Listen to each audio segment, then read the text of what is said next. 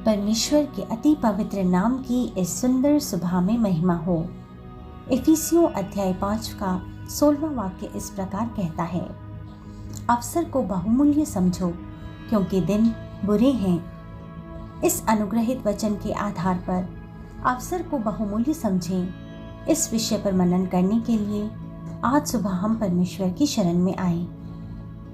हम सब अपने जीवनों में कुछ नया करने या कुछ नया सीखने की इच्छा रखते हैं। जैसा हम चाहते हैं वैसा ही अगर होना भी है तो निश्चित रूप से अवसर को बहुमूल्य जानकर समय का सही इस्तेमाल करना हमें आना चाहिए। कुछ लोगों को कुछ भी बोलने पर उन्हें सिर्फ यही कहना आता है कि इसके लिए समय भी तो हो, या समय किसके पास है। हमें जानना चाहिए कि ऐसे लोगों के पास कुछ अच्छा सीखने के लिए कभी समय नहीं होता।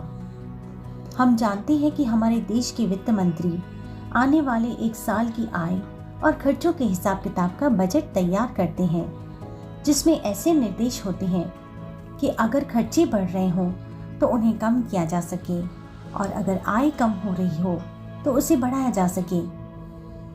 वास्तविक रूप से समय को लेकर हमें भी एक ऐसा बजट बनाना चाहिए। परमेश्वर ने सबको एक ही तरह 24 घंटे ही नाप तोल कर दिए हैं। इन 24 घंटों को कैसे इस्तेमाल करना है, इसका निर्णय भी हमें ही करना होगा।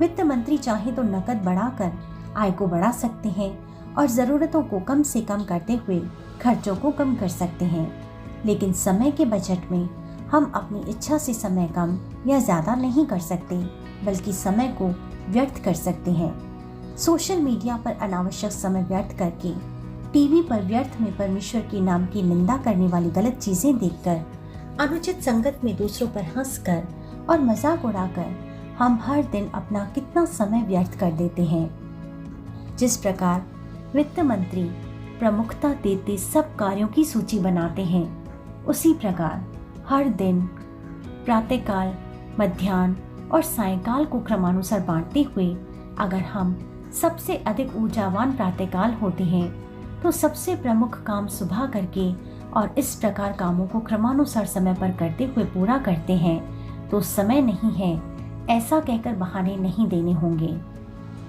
जब हम कुछ लोगों के कमरों में जाते हैं तो उनके टाइम टेबल या किस दिन क्या करना है ऐसा एक सूची बनी हुई देखते हैं।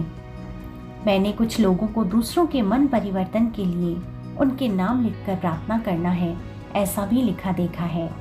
अलमारी या शीशे पर देखने पर उस व्यक्ति या देश का नाम देखकर तुरंत एक पल ही निकालकर उस व्यक्ति के लिए या उस देश के लिए प्रार्थना करने वालों को भी मैंने देखा है।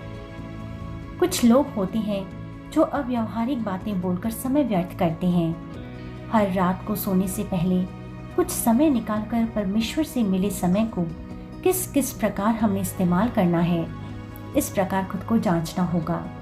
प्रियों, समय नहीं है, समय होना चाहिए, ऐसे बहाने देने वाले व्यर्थ ना बने।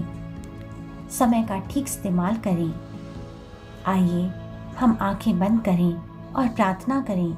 हे पवित्र पिता, आपने जो समय हमें नाप कर दिया है उसके लिए धन्यवाद।